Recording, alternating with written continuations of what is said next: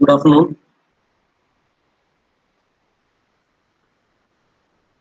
Good afternoon.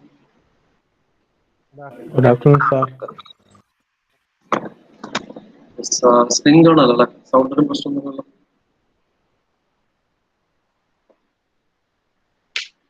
ഇല്ലില്ല. Right. Okay. അപ്പോൾ നമ്മൾ ഡിസൈൻ ഓഫ് റിവറ്റിലായിരുന്നു അല്ലേ? അങ്ങനെ ഡിസൈൻ പ്രൊസീജിയറും അതുപോലെ തന്നെ ഒരു പ്രോബ്ലം ചെയ്യാം. ഡിസൈൻ പ്രൊസീജിയർ ജസ്റ്റ് ഒന്ന് ക്വിക്കായിട്ട് പറയാം, എന്നിട്ട് നമുക്ക് അതിന്റെ പ്രോബ്ലത്തിലേക്ക് കടക്കാം.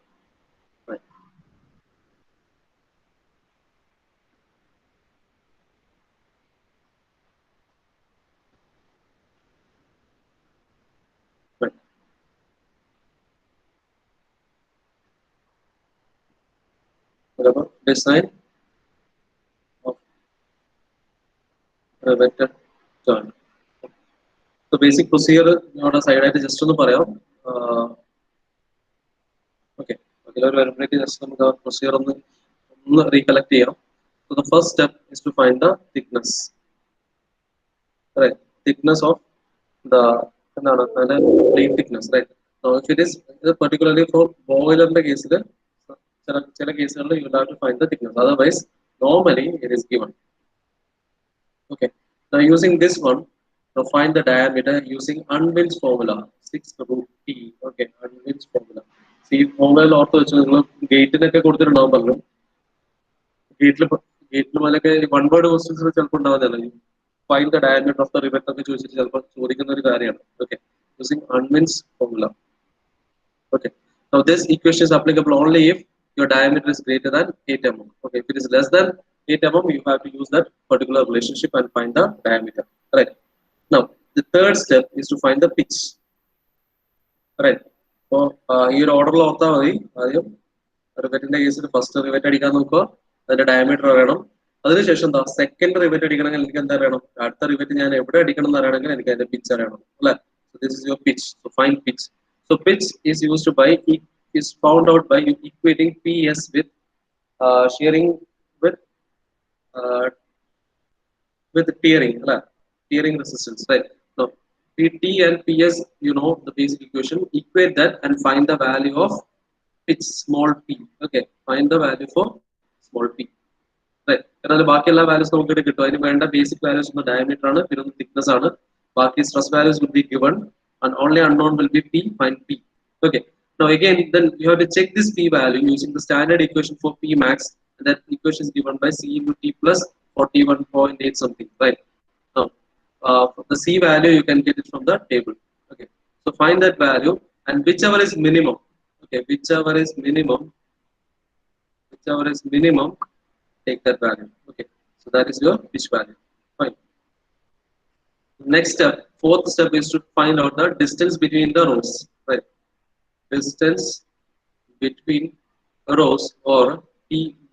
Okay, so you have to select this one suitably from the table as per the given condition. In other condition തന്നിട്ടുണ്ടെങ്കിൽ ആ condition base ചെയ്ത് എടുക്കുക. അത് ഇല്ലെങ്കിൽ condition തന്നിട്ടില്ല എങ്കിൽ you have to assume that suitably.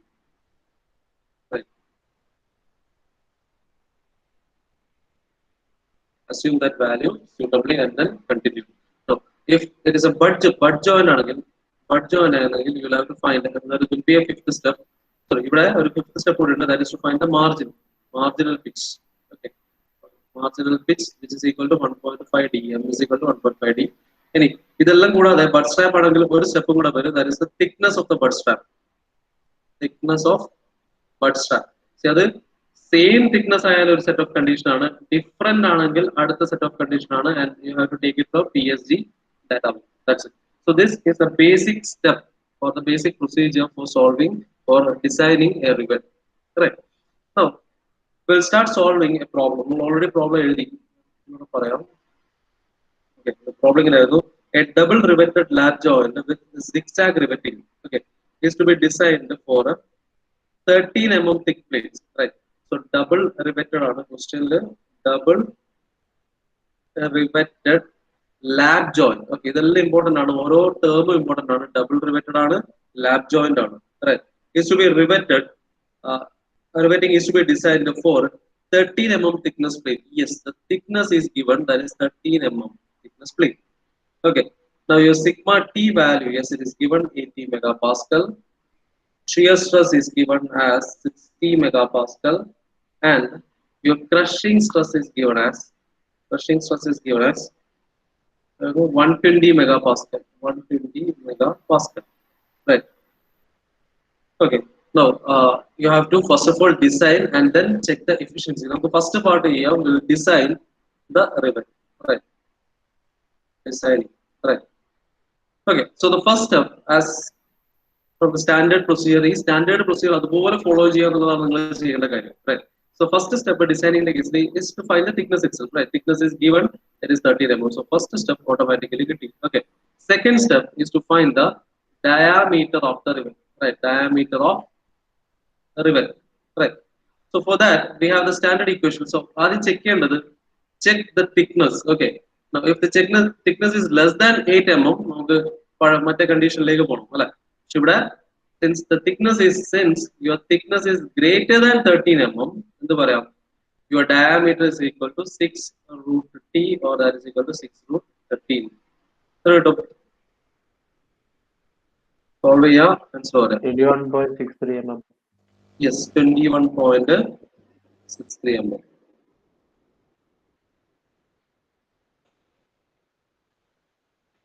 Okay. ഇപ്പൊ ചില ടെക്സ്റ്റ് ബുക്ക് നോക്കിയാൽ കുറച്ച് നമുക്ക് കൺഫ്യൂസിങ് ആവും. ചിലതിൽ ഇത് ഡയമീറ്റർ ഓഫ് ഹോൾ ആയിട്ടാണ് എടുക്കുക. ഓക്കെ. അപ്പൊ അതിൽ ചെറിയൊരു എമൗണ്ട് കുറച്ചിട്ടാണ് നമ്മൾ, കാരണം ഹോളിന്റെ അകത്താണല്ലോ റിവറ്റ് ഫിറ്റ് ചെയ്യേണ്ടത്. അപ്പൊ അങ്ങനെ ഒരു കൺഫ്യൂഷനിലേക്ക് പോകണ്ട. ഇത് ഡയമീറ്റർ ഓഫ് ദ വളരെ ചെറിയ വേരിയേഷനേ വരുള്ളൂ. അപ്പോൾ ഡയമീറ്റർ ഓഫ് ദ റിവറ്റ് ആയിട്ട് തന്നെ എടുക്കാം. തൊട്ടടുത്ത ഹോൾ നമ്പർ എടുത്താണ്. Okay. So this is approximately equal to 22. You can take the value of rivet as 22 mm. Right. Now, അടുത്ത സ്റ്റെപ്പ് എന്താണ്, നെക്സ്റ്റ് എന്താ ചെയ്യേണ്ടത്, is to find the pitch. അല്ലെ. Third step is to find the pitch of the rivet. ചെയ്ത് നോക്കിയേ, എത്ര കിട്ടുമോ നോക്കി. Pitch of the rivet. 42.4. 42.4 ആണോ അല്ലോ. സെക്കൻഡല്ലോ. പി മാക്സ് നോക്കിയാ 75.0. 75 ആണ്. പി മാക്സ് 75 കിട്ടും. പിച്ച് പി കുറച്ചുകൂടെ ഗ്രേറ്റർ വാല്യൂ അല്ലേ കിട്ടാം. ഒന്നുകൂടെ നോക്കി, എല്ലാവരും നോക്കിയാ ഡിഫറൻസ് കിട്ടും. വേറെ ഡിഫറെന്റ് ആൻസർ കിട്ടിയിട്ടുണ്ടോ ചെക്ക് ചെയ്യാം. വേറെ ചെയ്തിട്ടുണ്ടോ?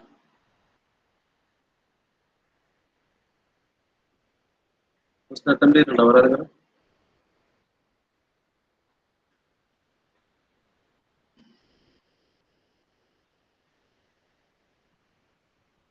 ഇല്ല. ഓക്കെ, നമുക്ക് നോക്കാം.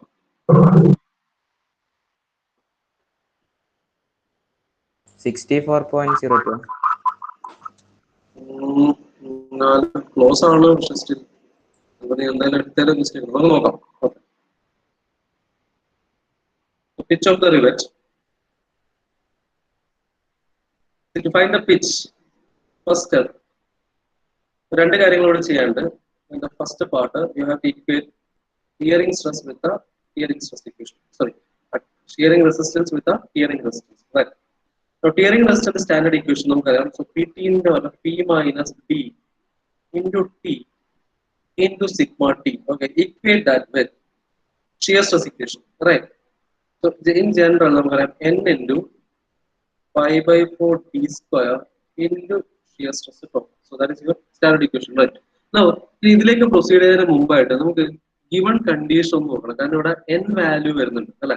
അപ്പൊ N വാല്യൂ എത്ര എടുക്കണം എന്ന് നമുക്കറിയണം. റൈറ്റ്. അപ്പൊ അതിന് നമുക്ക് എന്ത് വേണം? സോ ഇനീഷ്യൽ കണ്ടീഷനിലേക്ക് വരാം. ക്വസ്റ്റ്യനിൽ പറഞ്ഞിട്ട് ഡബിൾ റിവറ്റഡ് ലാബ് ജോയിന്റ് ആണ്. ലാബ് ജോയിന്റ് ആണ്, ബട്ട് അല്ല. അതോടെ 2 ടൈംസ് അല്ല. ഇക്വേഷൻ N ഇൻറ്റു തന്നെയാണ് അല്ലെ. ബട്ട് ജോയിന്റ് ആണെങ്കിൽ you have to take 2 into അല്ലെ. ബട്ട് ജോയിന്റ് ആണെങ്കിൽ അല്ല, ഡബിൾ സ്ട്രാപ്പ് ബട്ട് ജോയിന്റ് ആണെങ്കിൽ you have to take 2 into. Right. ഇവിടെ അങ്ങനെയല്ല, ഡബിൾ റിവറ്റഡ് ലാബ് ജോയിന്റ് ആണ്. അതുകൊണ്ട് ഇത് തന്നെയാണ് standard equation. N into 5/4 T square into to. പക്ഷെ ഇവിടെ ഡബിൾ റിവറ്റഡ് ആണ് അല്ലെ. അങ്ങനെ ആകുമ്പോൾ N വാല്യൂ എത്ര ആയിരിക്കും? N എത്ര എടുക്കാം? ഡബിൾ റിവേറ്റഡ് ടു അല്ലേ 4.5. യെസ് 2 എടുക്കാം. കാരണം നമുക്കിവിടെ ഡബിൾ റിവേറ്റഡ് എന്ന് പറഞ്ഞ ക്വസ്റ്റ്യൻ 6 ആഗ് അല്ല അല്ലെ, 6 ആഗ് റിവേറ്റിംഗ് അല്ലെ, ഡബിൾ റിവേറ്റഡ് ആണ്, 6 ആഗ് ആണ്. വേറൊരു കണ്ടീഷൻ ഇവിടെ പറഞ്ഞിട്ടില്ല, സ്റ്റേറ്റ് റിവേറ്റിംഗ് ആണോ എന്നും പറഞ്ഞിട്ടില്ല, അല്ല സോറി 6 ആഗ് ആണെന്ന് പറഞ്ഞിട്ടുണ്ട്. പക്ഷെ number of rivet outer row is 2 ടൈംസോ അല്ലെങ്കിൽ അങ്ങനെയൊന്നും ഒരു സ്പെസിഫിക് കണ്ടീഷൻസ് ഒന്നും തന്നിട്ടില്ല. അപ്പൊ ഇതിന്റെ നമുക്കൊരു സിമ്പിൾ ഡയഗ്രാം വരച്ച് ചെയ്താൽ ഇതുപോലെ ഇരിക്കും. ഇതിന്റെ ഇവിടെ കാണിച്ചു തരാം.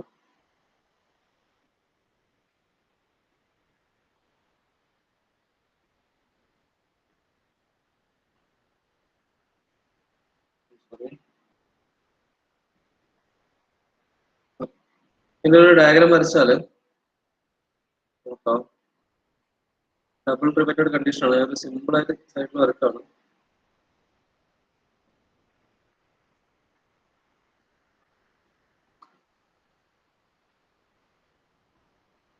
രണ്ട് പ്ലേറ്റ്,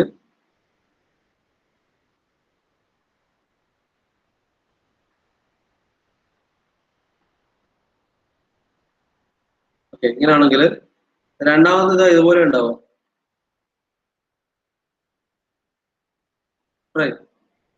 എന്ന് വെച്ചാൽ വിത്തിൻ ദ പിച്ച് ലെങ്ത്, അതായത് വിത്തിൻ ദ പിച്ച് ലെങ്ത് എടുക്കുകയാണെങ്കിൽ ഔട്ടറിന്റെ പിച്ച് ലെങ്ത് എടുത്താൽ ഇതിന്റെ സെന്ററിലൂടെയും പോകും അല്ലെ.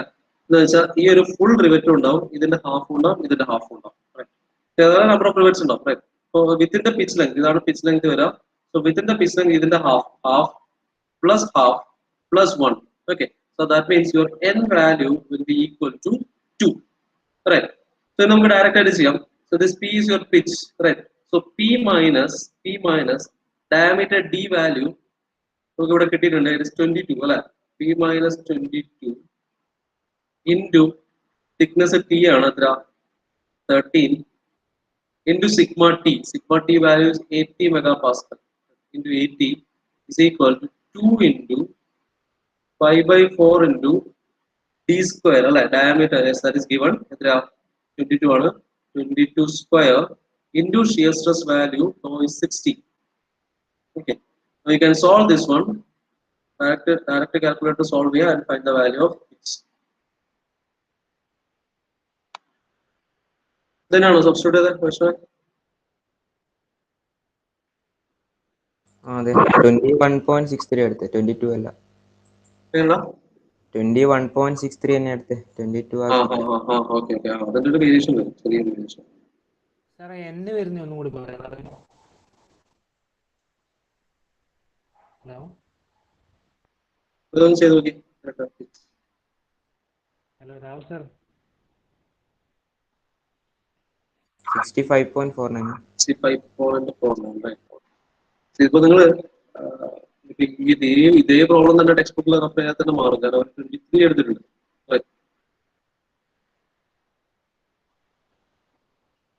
So the p value എത്ര വന്നു? 65.86. Right. കിട്ടിയില്ലേ?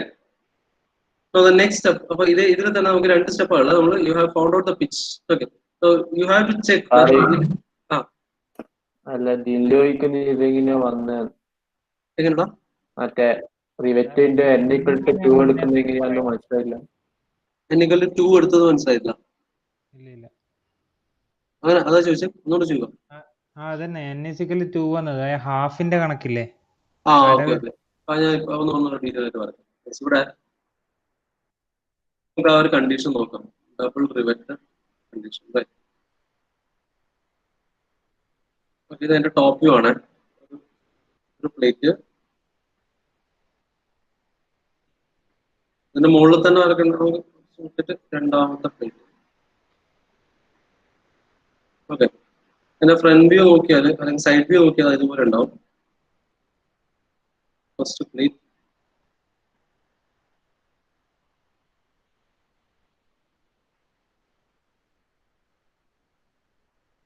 സെക്കൻഡ്. നമുക്ക് ക്വസ്റ്റ്യൻ തന്നത് കണ്ടീഷൻ ഇതാണ് അല്ലെ, double riveted zigzag condition. Okay, ഇവിടുത്തെ ഫസ്റ്റ് സെറ്റ് ഓഫ് റിവറ്റ്സ് ഇങ്ങനെയാണെന്ന് വിചാരിക്കാം. Constant distance, pitch. ഇവിടെ ഡബിൾ റിവറ്റഡ് എന്ന് പറയുമ്പോൾ ഇങ്ങനെ ഉണ്ടാവുക. ഇതാണ് ഫസ്റ്റ് റിവറ്റ്, ഫസ്റ്റ് പോർഷനിലെ ലാബ് ജോയിന്റ് ആണ്. ഫസ്റ്റ് പോർഷനിലെ റിവറ്റ് ഇങ്ങനെ ആയിരിക്കും. അപ്പൊ അതിന്റെ സൈഡ് വ്യൂ നോക്കുമ്പോൾ സെക്കൻഡ് പോർഷനിലെ റിവറ്റ് ഇതുപോലെ ഉണ്ടാവും. അല്ലെ, ഇതിന് കറസ്പോണ്ടിങ് ആയിട്ട് ഇവിടെ വരുന്നത് സിക്സ് ആഗിലാണ് ഉണ്ടാവും അല്ലെ. അപ്പോ ഇവിടെ ഫസ്റ്റ് വൺ ഉണ്ടാവും, ഇവിടെ സെക്കൻഡ് വൺ ഉണ്ടാവും, ഇവിടെ തേർഡ് വൺ ഉണ്ടാവും. And that continues. Right. Now നമ്മൾ n വാല്യൂ എന്ന് പറയുന്നത്, n എന്ന് പറയുന്നത് it's the number of rivets per pitch length ആണ്. ഓക്കെ, ഇത് പി ആണ്, ഇത് പി ആണ്, രണ്ടും സെയിം പിച്ച് ആണ്. Now within a pitch length ഞാൻ എടുക്കുകയാണെങ്കിൽ, വിത്തിൻ ദ പിച്ച് ലെങ്ത് ഒരു പിച്ച് ലെങ്ത് എടുക്കണം.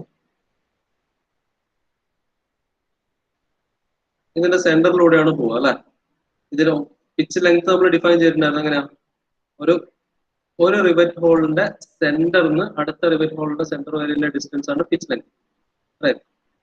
നൗ നമ്മൾ നോക്കുന്ന നമ്പർ ഓഫ് n എന്ന് പറഞ്ഞാൽ ഞാൻ പറഞ്ഞു it is A number of rivets per pitch length. Okay, pitch length നമ്മൾ ഡിഫൈൻ ചെയ്ത് ഇതിന്റെ സെന്റർ ടു ഇതിന്റെ സെന്റർ എന്ന് വെച്ചാൽ ഈ പിച്ച് ലെങ്തിന് അകത്ത് എത്ര വന്നു? ഈ ഒരു റിവറ്റിന്റെ ഒരു പകുതി പോർഷൻ, ഈ റിവറ്റിന്റെ ഒരു പകുതി പോർഷൻ അല്ലെ, പ്ലസ് ഈ ഒരു ഫുൾ റിവറ്റ്. എന്ന് വെച്ചാൽ ഒരു ഫുൾ റിവറ്റ്, ഇതിന്റെ ഹാഫ് പ്ലസ് ഇതിന്റെ half. The total n is nothing but 1 plus half which is equal to 2. Okay, ഇതാണ് നമ്പർ ഓഫ് റിവറ്റ്സ് ഇവിടെ വരിക. അല്ലാതെ just direct double riveted condition എന്ന് പറയുമ്പോൾ n equal to 2 ആണെന്ന് വിചാരിച്ചിട്ട് ചെയ്തു പോകരുത്. കാരണം ചിലപ്പോൾ ക്വസ്റ്റനിൽ സ്പെസിഫിക് ആയിട്ട് വരും ഔട്ടർ, ഇതിന്റെ പിച്ച് ലെങ്ത്, ഈ ഔട്ടർ റോയിലെ പിച്ച് ലെങ്ത് ഇപ്പോ 2 ടൈംസ് ആണെന്ന് വിചാരിക്കാം. ഓക്കെ, ആസ് എൻ അസംപ്ഷൻ ഞാൻ പറയുന്നത് outer row is 2 times the inner row എന്ന് പറഞ്ഞാൽ ഇവിടെ ഈ ഒരു സാധനം ഉണ്ടാവില്ല. അങ്ങനെ ആകുമ്പോൾ വിത്തിൻ, ഇതുവരെ ക്ലിയർ ആണോ? ഈ പറഞ്ഞ കാര്യങ്ങൾ ക്ലിയർ ആണോ? ഇത് എപ്പോഴാണ് മാറാന്ന് ഞാൻ പറയാം. ആണോ? ഇതില്ലേ? ഓക്കെ, ഇത് എപ്പോഴാണ് പ്രശ്നം വരുന്നത് വെച്ചാല്, ഇപ്പൊ അങ്ങനത്തെ ഒരു ക്വസ്റ്റ്യൻ ചെയ്യാണ്ട് ഞാൻ അന്നേരം പറയാം. സ്റ്റിൽ ഇതെപ്പോ പ്രശ്നം വരുന്നത് വെച്ചാൽ, ഇപ്പൊ ഒരു ക്വസ്റ്റ്യൻ ഉണ്ടാവും വിത്ത് ഔട്ടർ റിവറ്റ്സ് അല്ല, നമ്മൾ ആ ടേബിളിൽ തന്നെ ഉണ്ടല്ലോ കണ്ടീഷൻ. പേജ് നമ്പർ 7 എത്രയായിരുന്നു? റിവറ്റിന്റെ പേജ് 7 അതൊന്ന് പറഞ്ഞു. അതില് ഒരു കണ്ടീഷൻ ഉണ്ട്. Number of rivets in the outer row is half the number in the inner row. Okay, ആ ടേബിളിൽ ഒരു കണ്ടീഷൻ കാണാം നമുക്ക്. Number of rivets in the outer row is half the number in inner row. See, ഇങ്ങനെ ഒരു condition ഞാൻ ഇതിൽ കൊടുക്കുകയാണെങ്കിൽ, ഇങ്ങനെ ഒരു കണ്ടീഷൻ ഞാനിവിടെ സബ്സ്റ്റിറ്റ്യൂട്ട് ചെയ്യണമെങ്കിൽ ഇപ്പൊ എന്താവും? ഈ ഇവിടെ ഇപ്പം ഇവിടെ ഉള്ളതിനേക്കാളെ ഹാഫ്, ഇപ്പൊ ഔട്ടർ റോയിലുള്ള ടോട്ടൽ നമ്പർ ഓഫ് റിവേഴ്സ് എന്ന് പറഞ്ഞാൽ ഇന്നർ റോയിലുള്ള ഹാഫ് ആണ്. എന്ന് വെച്ചാൽ ഇവിടെ 4 ഉണ്ട്, ഔട്ടറിൽ 2 പാടുള്ളൂ. അങ്ങനെ ആകുമ്പോൾ ഇതെന്ത് സംഭവിക്കുന്ന വെച്ചാൽ ഇവിടെ ഇതുണ്ടാവില്ല. റൈറ്റ്. അപ്പൊ എന്തായി? ഔട്ടർ പിച്ച് ലെങ്ത് എന്ന് പറഞ്ഞാല് ഈ ഒരു കേസിൽ നമ്മൾ ഔട്ടർ പിച്ച് ലെങ്ത് ഇതായി മാറും. റൈറ്റ്. സോ ഇതും ഡബിൾ റിവേറ്റഡ് തന്നെയാണ്, പക്ഷെ പിച്ച് ലെങ്ത്തിൽ വേരിയേഷൻ വന്നു. അങ്ങനെ വരുമ്പോ എനിക്ക് ഞാൻ ഇവിടെ സെലക്ട് ചെയ്യേണ്ട ഡിസ്റ്റൻസ് പറഞ്ഞാൽ ഇവിടെ ഒരു ഹാഫ് വന്നു, ഇവിടെ ഒന്ന് ഫുൾ ആയിട്ട് വന്നു. അപ്പൊ ഇതാ 1 plus 1 plus half plus half. So that means your n value for this one will become 3. Okay. So ഈ ഒരു പർട്ടിക്കുലർ കണ്ടീഷൻ വന്നു കഴിഞ്ഞാൽ നമ്മുടെ n വാല്യൂവിൽ ഒരു വേരിയേഷൻ വരും. ഡബിൾ റിവേറ്റഡ് തന്നെയാണ്, പക്ഷെ n വാല്യൂ ചേഞ്ച്. ഓക്കെ, അപ്പോ ഡബിൾ റിവേറ്റഡ് എന്ന് പറയുന്നത് കൊണ്ട് 2 എന്ന് പറഞ്ഞ് എടുത്തിട്ട് പോകരുത്. റൈറ്റ്, അത് പറയാൻ വേണ്ടിയിട്ടാണ് പറഞ്ഞത്. ഓക്കെ, ക്ലിയർ അല്ലേ? പോട്ടെ, മുന്നോട്ട് പോട്ടെ. Yes, okay.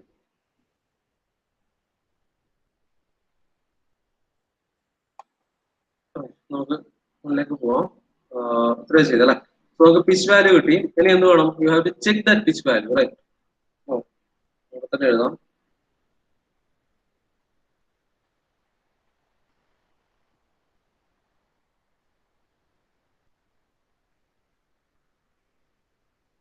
Okay.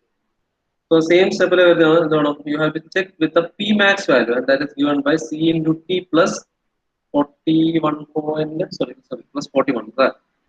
Now here your thickness value is given 41 ആണ് മറ്റേത് അല്ലേ? So you have to find the C value. So to find the C value, go to your data book. Data book ൽ നോക്കിക്കഴിഞ്ഞാൽ ഇതാണ് നമ്മുടെ equation അല്ലേ?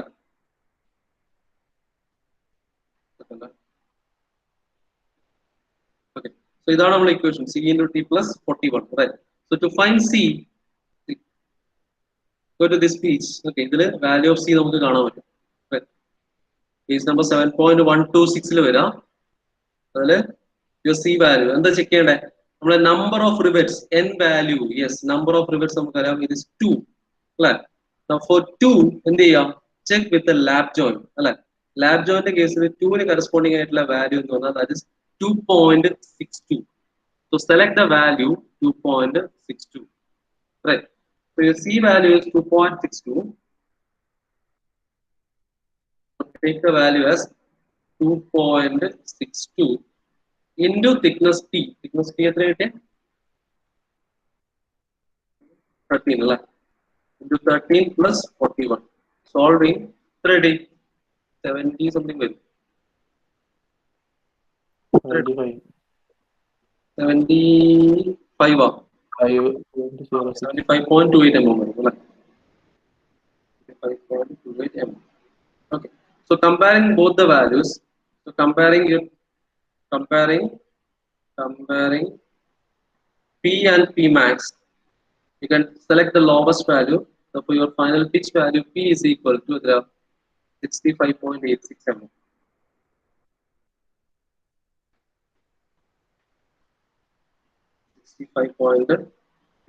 Or you can take it as 66 mm. Okay, so that is your pitch. Right. Now the next step, the fourth step in design, is to find out the distance between the consecutive rows. Distance between the rows for PB. Right. With the control,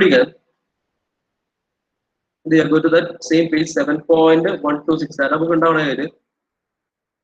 That is 7.126. Right. But okay, number of equations കാണും. ഇത് condition base ചെയ്ത് നോക്കുക. Okay, ഇവിടെ ഇതാണ് നമ്മൾ refer ചെയ്യേണ്ട table. ഈ ടേബിളാണ് refer ചെയ്യേണ്ടത്. ഇവിടെ as per നമ്മുടെ condition, we have equal number of rivets in all rows, right? Equal number of rivets in all rows, and but it is a zigzag riveted condition, like chain riveted alla, question zigzag riveting aanu parnadu equal number of rows are, right? So for your equation is this one. Okay, so you can select this equation. That means your PB value should be greater than or equal to 0.33 into pitch P plus 0.67 into diameter small d. Okay, so that is your equation.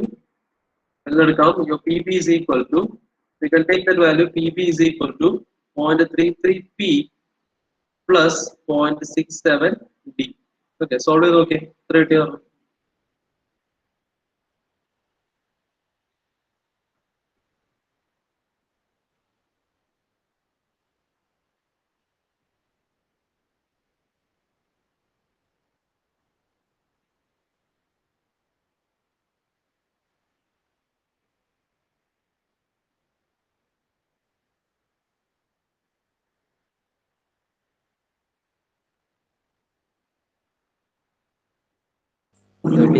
.20.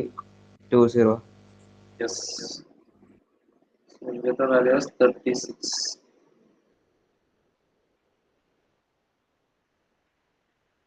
കിട്ടില്ലേ?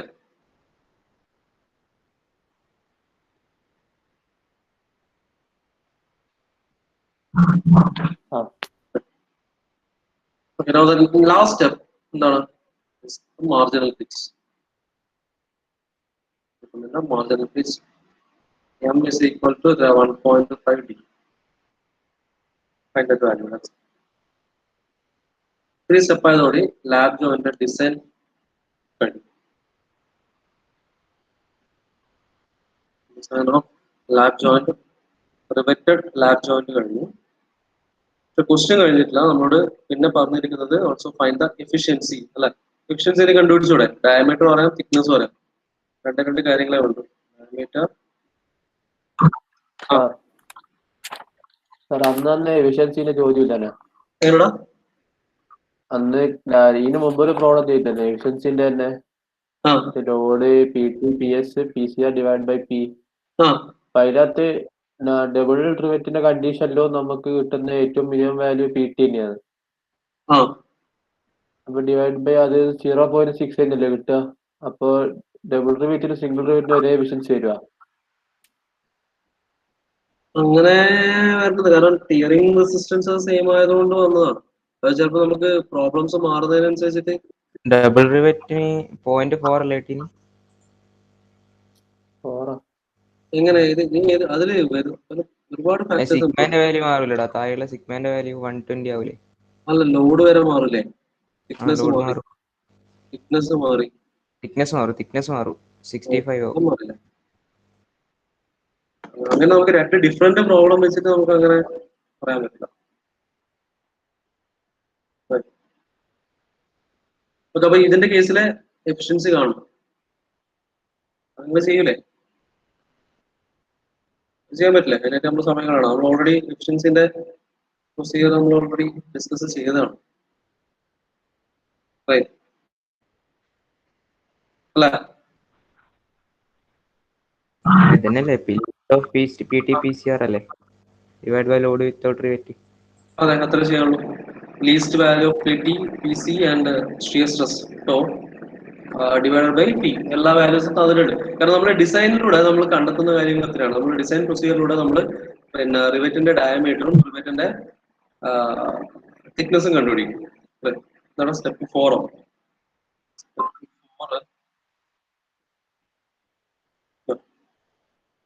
Step 4 equation എടുത്ത step അല്ല. അതിന് ഈ ഒരു പേജിലേക്ക് പോവാം. Riveted joints four pressure vessels 7.126 ഉള്ള page നമ്പറിലേക്ക് വരാം. അതില് ഈ ഒരു ടേബിൾ ആണ് എപ്പോഴും റെഫർ ചെയ്യേണ്ടത്. ഓക്കെ, PB കാണാൻ. റൈറ്റ്. ഇതില് ഡിഫറെന്റ് കണ്ടീഷൻസ് ഉണ്ട്. ഓക്കെ, നമ്മുടെ ക്വസ്റ്റ്യനിൽ ഇങ്ങനെ ഒരു കണ്ടീഷൻ പറഞ്ഞിട്ടില്ല. എന്താണ്? Number of rivets in the outer row is half the number in the inner row. ഇങ്ങനെ ഒരു കണ്ടീഷൻ പറഞ്ഞിട്ടില്ല അല്ലെ? അങ്ങനെ ആകുമ്പോൾ ടേക്ക് ദിസ് കണ്ടീഷൻ. ഓക്കെ, എന്താ? Equal number of rivets in all the rows. Okay, അത് ബേസ് ചെയ്തിട്ടാണ് നമ്മൾ എൻ വാല്യൂ എടുത്തത്. ഓക്കെ, അപ്പൊ അതേ കണ്ടീഷൻ തന്നെ ഇവിടെ എടുക്കണം. ഇതിൽ തന്നെ നമുക്ക് രണ്ട് ഇക്വേഷൻസ് ഉണ്ട്. ഒന്ന് സെയിം റിവേറ്റഡ് കണ്ടീഷന്റെ ഇക്വേഷൻ ആണ്, രണ്ടാമത് സിക്സാഗ് റിവേറ്റഡ് കണ്ടീഷൻ ഇക്വേഷൻ ആണ്. പക്ഷെ ക്വസ്റ്റ്യനിൽ വളരെ സ്പെസിഫിക് ആയിട്ട് പറഞ്ഞിട്ടുണ്ട് for a zigzag riveted condition ആണ്. ഓക്കെ, അങ്ങനെ ആകുമ്പോൾ you have to eliminate this equation, take this equation. Okay, അത് ബേസ് ചെയ്ത് ഈ ഒരു ഇക്വേഷൻ എടുക്കാം. ഇവിടെ ഇതാണ് ഇക്വേഷൻ, ഇതാണ് കണ്ടീഷൻ. അപ്പോൾ ഇതിൽ പറയുന്നത് വെച്ചാൽ minimum PB value should be greater than or equal to. അപ്പോൾ മിനിമം വാല്യൂ ഒന്നിക്കൽ PB must be greater than or equal to ഇത്രയാണ് അല്ലെ, 0.33P into 0.67D അല്ലെ. So you can take that as A value. Okay, PB value minimum value അതായിട്ട് നമുക്ക് എടുക്കാം. അതിൽ കുറവോ ഈക്വൽ ടു ആയിട്ട് വേണമെങ്കിൽ നമുക്ക് വാല്യൂ എടുക്കാൻ പറ്റുന്നതാണ് പറയുന്നത്. അപ്പോൾ 0.33P ന്റെ കേസിൽ P is the pitch and D is the diameter. ഇത് രണ്ടും നമുക്കറിയാം. Substitute find the value of PB. Okay, similarly ഓരോ പ്രോബ്ലം വരുമ്പോൾ ഓരോ തരത്തിൽ കണ്ടീഷൻ വരും. ഇപ്പൊ ചില പ്രോബ്ലത്തിൽ ഇതുപോലെ വരും, number of rivets in the outer row is half the number in the inner row എന്നുള്ള കണ്ടീഷൻ വരുന്ന പ്രോബ്ലംസ് ഉണ്ട്. അത് വരുന്ന സമയത്ത് അത് ബേസ് ചെയ്ത് എടുക്കുക. അപ്പൊ ക്വസ്റ്റനിൽ ചെയിൻ റിവേറ്റഡ് ആണെങ്കിൽ ഈ ഒരു ഇക്വേഷൻ എടുക്കുക, സിക്സാഗ് റിവേറ്റിംഗ് ആണെങ്കിൽ ഈ ഒരു ഇക്വേഷൻ. ഇതിൽ ഏതെങ്കിലും ഒരു ഇക്വേഷൻ എടുത്താൽ മതി. ശരിക്കും രണ്ടെണ്ണം എടുത്ത് കമ്പയർ ചെയ്ത് മാക്സിമം വാല്യൂ എടുക്കണം. പക്ഷെ അത് വേണ്ട, തൽക്കാലം ഒരു സിംഗിൾ വാല്യൂ എടുക്കുക ആൻഡ് കണ്ടിന്യൂ. റൈറ്റ്. ഇതില് എന്തൊക്കെയാണ് PB ഇപ്പൊ കൺഫ്യൂഷൻ വരുന്നത് ഇവിടെ തന്നെ ഉണ്ട്, തൊട്ട് താഴെ തന്നെ ഡയഗ്രത്തിൽ ഇതെല്ലാം പറഞ്ഞിട്ടുണ്ട്. റൈറ്റ്.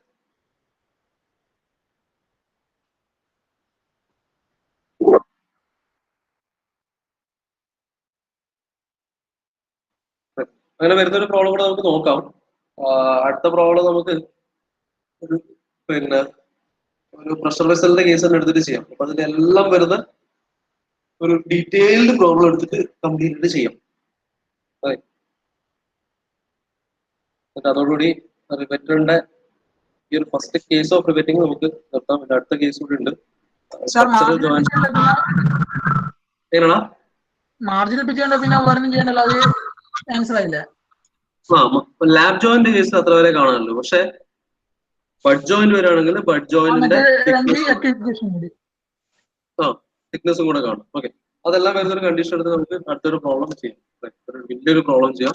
ഇതൊന്ന് നിങ്ങളൊന്ന് ഇതൊന്ന് പ്രൊസീജിയർ ആയിട്ട് ഒന്ന് ഓക്കെ ആവാൻ വേണ്ടിട്ട് എടുത്ത പ്രോബ്ലം ആയിരുന്നു. ഓക്കെ, 12:50 അവർ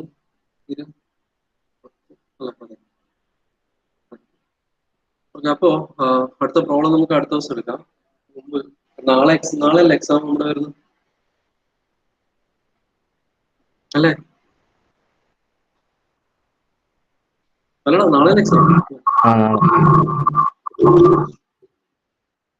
അപ്പൊ അതില് പിന്നെ നിങ്ങള് ഇതിന് ഞാൻ പറഞ്ഞിട്ടുണ്ട്, പിന്നെ 3 സെക്ഷനായിട്ടാണ് ഉള്ളത് അല്ലെ? Part A, part B, part A, part B, part C ആയിട്ടാണെന്ന് തോന്നുന്നു. അതെ. ഓക്കെ, അതില് ഫസ്റ്റ് സെക്ഷനില് ഈ പറഞ്ഞ പോലെ തന്നെ 3 ഇതായിട്ടാണ് പ്രശ്നമുള്ളത്. അതില് 2 സെക്ഷനിലും 7.7 മാർക്കാണ് പാർട്ട് എയും പാർട്ട് ബിയിലും വരുന്നത്. ഓക്കെ, ഫസ്റ്റ് മൊഡ്യൂളില് കുറെ തിയറി പോർഷൻസ് ഉണ്ട്. ഫസ്റ്റ് മൊഡ്യൂളിൽ അതാണ് മെയിൻ ആയിട്ട് വരുന്നത് അല്ലെ? ഫസ്റ്റ് മൊഡ്യൂളിലെ കേസിൽ ഡിസൈൻ നോട്ട് നിങ്ങൾ ഇതിലിട്ടിട്ടുണ്ട്, ഇംഗ്ലീഷിനെ കുറിച്ചാണ് മുമ്പ് ഇട്ടിട്ടുണ്ട്. അത് റെഫർ ചെയ്യാം. ഡിസൈൻ പ്രൊസീജിയർ കാര്യങ്ങളൊക്കെ അതിൽ ഡീറ്റെയിൽ ആയിട്ടുണ്ട്. ആരോട് ചോദിച്ചിട്ടുണ്ടായിരുന്നു ഡിസൈൻ പ്രൊസീജിയറിന്റെ മെറ്റീരിയൽ എവിടുന്ന് കിട്ടുകയാണ്. ഓക്കെ, അതിന് നോട്ട് ഉണ്ട്. ആ നോട്ട് മാത്രം റെഫർ ചെയ്താൽ മതി. ടെക്സ്റ്റ് റെഫർ ചെയ്യുന്നുണ്ടെങ്കിൽ BB ഭണ്ഡാരിയാണ് അത് റെഫർ ചെയ്യാൻ. അത് ഞാൻ നോട്ടാക്കാൻ ഉപയോഗിച്ച ടെക്സ്റ്റ് BB ഭണ്ഡാരിയാണ്. അത് വേണമെങ്കിൽ നിങ്ങൾക്ക് റെഫർ ചെയ്യാം. അല്ലേ? അപ്പോ പിന്നെ പറഞ്ഞു വന്നത് ഫസ്റ്റ് മൊഡ്യൂളില് കുറെ തിയറി ഉണ്ട്. പ്രിഫേർഡ് നമ്പേഴ്സ്, അതുപോലെ ഡിസൈൻ പ്രൊസീജിയർ, പിന്നെ അതുപോലെ എന്താണ് സ്റ്റാൻഡർഡൈസേഷൻ, അങ്ങനെ ഒരുപാട് തിയറി പോർഷൻസ് ഉണ്ട്. ഈ തിയറി പോർഷൻസ് വളരെ ഇമ്പോർട്ടന്റ് ആണ്. അത് ചോദിക്കുന്നതാണ്. കാരണം ഫസ്റ്റ് മൊഡ്യൂൾ അതും പിന്നെ നമ്മുടെ സ്ട്രെസ് കോൺസെൻട്രേഷൻ പ്രോബ്ലം, നമുക്കറിയാം ഡാറ്റ ബുക്ക് ഇല്ലാത്തതുകൊണ്ട് നമ്മൾ ആ ടൈമിൽ ഡീറ്റെയിൽ പ്രോബ്ലം നോക്കിയിട്ടുണ്ടായിരുന്നില്ല അല്ലെ? അപ്പോ പിന്നെ അതിൽ വരുന്നത് നമ്മൾ നോർമൽ ചെയ്ത പ്രോബ്ലംസ് ആണ്. നമ്മുടെ എന്താണ് ഒരു ഫോഴ്സ് ആക്ടിങ് ആയിട്ട് ഇൻക്ലൈൻഡ് ഡയറക്ഷൻ ആക്ട് ചെയ്ത് അതിന്റെ പ്രിൻസിപ്പൽ സ്ട്രെസ് കണ്ടിട്ട് സോൾവ് ചെയ്യേണ്ട പ്രോബ്ലംസ് ആണ് അതിൽ മെയിൻ ആയിട്ട് പിന്നെ വരുന്നൊരു സാധനം. ഓക്കെ, ഈ കഴിഞ്ഞ സപ്ലിമെന്ററി എക്സാമിനും ആ ടൈപ്പ് പ്രോബ്ലം ആണ് ഉണ്ടായത് അവർക്ക്. അപ്പോ ഈ ഒരു ഏരിയാസ് ക്ലിയർ ആണ്. തിയറി ആണെന്ന് വിചാരിച്ചിട്ട് വിടരുത്. തിയറീസ് പറഞ്ഞ തിയറികളെല്ലാം വളരെ ഇമ്പോർട്ടന്റ് ആണ്. തിയറി റെഫർ ചെയ്യണം. കാരണം 7.5 മാർക്കാണ് തിയറി കാര്യത്തിൽ നോക്കുക. പിന്നെ ആ ഒരു പ്രോബ്ലം, ആ ടൈപ്പ് പ്രോബ്ലം. ഓക്കെ, അപ്പോൾ ഞാൻ ഒന്ന് അസൈൻമെന്റ് തന്ന പ്രോബ്ലം അതിന്റെ സൊല്യൂഷൻ ഞാൻ ചെയ്തിട്ട് നിങ്ങൾക്ക് അയച്ചു തരാം, ഗ്രൂപ്പിൽ ഇട്ടുതരാം. ഓക്കെ, അതുപോലെ സെക്കൻഡ് മോഡ്യൂളിലേക്ക് വന്നു കഴിഞ്ഞാൽ സെക്കൻഡ് മോഡ്യൂളിൽ 2 കാര്യങ്ങളേ ഉള്ളൂ. ഒന്ന് തിയറീസ് ഓഫ് ഫെയിലിയർ ആണ്. അതിന്റെ പ്രോബ്ലം ഷുവർ ആയിട്ടുണ്ടാവും. ഓക്കെ, തിയറീസ് ഓഫ് ഫെയിലിയറിന്റെ പ്രോബ്ലം. പിന്നൊന്ന് പിന്നെ എന്താണ് നമ്മുടെ എൻഡ്യൂറൻസ് ലിമിറ്റും റിലേറ്റഡ് കൺസെപ്റ്റും അതുപോലെ അതിന്റെ പ്രോബ്ലമാണ്. അതും എന്തായാലും പ്രതീക്ഷിക്കാം. എൻഡ്യൂറൻസ് പിന്നെ എന്താണ് Soderbergh good man's line base ചെയ്തിട്ടുള്ള പ്രോബ്ലംസ് വളരെ വളരെ ഇമ്പോർട്ടന്റ് ആണ്. എല്ലാ ക്വസ്റ്റ്യൻ പേപ്പറിലും അതിന്റെ ക്വസ്റ്റ്യൻ ഉണ്ടാവാറുണ്ട്. പഴയ ഏതെങ്കിലും ക്വസ്റ്റ്യൻ പേപ്പർ റെഫർ ചെയ്താലും കാണാം. ഓക്കെ, സോ അസൈൻമെന്റ് പ്രോബ്ലം ഒക്കെ കൃത്യമായിട്ട് പഠിക്കുക. കഴിഞ്ഞ ദിവസം അസൈൻമെന്റ് പ്രോബ്ലം ഒക്കെ പഠിക്കുക. പിന്നെ ദയവ് ചെയ്ത് വീട്ടിൽ നിന്ന് എഴുതുന്നതാണ്. ഡിസ്റ്റോർഷൻ എന്താണ് പൈസ പറഞ്ഞു? അതല്ല, ഡിസ്റ്റോർഷൻ തിയറിന്റെ ഇക്വേഷൻ മാറ്റമുണ്ട് ചിലതിലെല്ലാം നോക്കുമ്പോൾ. ഡിസ്റ്റോർഷൻ തിയറി ഇല്ല, അത് പിന്നെ വൈഷ്ണവ തന്നെയല്ലേ എന്നാ അയച്ചേ അല്ലേ? കണ്ടല്ലോ, അത് പിന്നെ ചിലതില് σ1 - σ2 whole square plus σ2 - σ3 whole square plus അങ്ങനെ കാണാം. ചിലതില് σ1 σ2 പ്ലസ് σ2 σ3 അങ്ങനെ കാണാം. അതായിരിക്കുമല്ലോ നീ ഉദ്ദേശിച്ച σ1 square plus σ2 square plus σ3 square plus σ1 σ2 plus σ2 σ3 അങ്ങനെ അല്ലേ? ചില ഇക്വേഷൻ ബൈറ്റ് മറ്റേ ഇത് കിട്ടീന്. എങ്ങനെ അല്ല ഈ സാറ് തന്ന ഇക്വേഷൻ എക്സ്പാൻഡ് ചെയ്താലും മറ്റേ PSC ആദ്യം തന്നെ ഇക്വേഷൻ അതിലേക്ക് എക്സ്പാൻഡ് ചെയ്താൽ മതി. അത് എക്സ്പാൻഡഡ് ഫോം ആണോ മറ്റേത്. അത് എക്സ്പാൻഡ് ചെയ്ത് കഴിഞ്ഞാൽ മറ്റേ തന്നെ കിട്ടും. അതിൽ ഏത് ഇക്വേഷൻ എടുത്തിട്ടാണെങ്കിൽ നിങ്ങൾക്ക് ചെയ്യാം. കാരണം നമ്മളതിന് സബ്സ്റ്റിറ്റ്യൂട്ട് ചെയ്യുന്നേ ഉള്ളൂ. വേണമെങ്കിൽ സിഗ്മ 1 മൈനസ് സിഗ്മ 2 ഹോൾ സ്ക്വയറിന്റെ ഇക്വേഷൻ എടുത്ത് ചെയ്യാം. അല്ലെങ്കിൽ sigma 1 square plus sigma 2 square ആ ഇക്വേഷൻ വെച്ച് ചെയ്യാം. അൾട്ടിമേറ്റ്ലി ഞാൻ ഒറ്റ കാര്യം പറയാം, ഈ ഇക്വേഷൻ ബൈഹാർട്ട് പഠിക്കുക വേണ്ട. അത് ഡാറ്റാ ബുക്കിലുണ്ട്, ആ പേജിലുള്ള ഇക്വേഷൻ. ആ ഇക്വേഷൻ എടുത്ത് ചെയ്താൽ മതി. പിന്നെ ഒരു കാര്യം എന്ത് വേണമെന്ന് വെച്ചാൽ യൂണിവേഴ്സിറ്റി എക്സാം എഴുതുമ്പോൾ അല്ലെങ്കിൽ ഏത് എക്സാം എഴുതുമ്പോൾ തന്നെ ആദ്യം ചെയ്യേണ്ട കാര്യം ഫസ്റ്റ്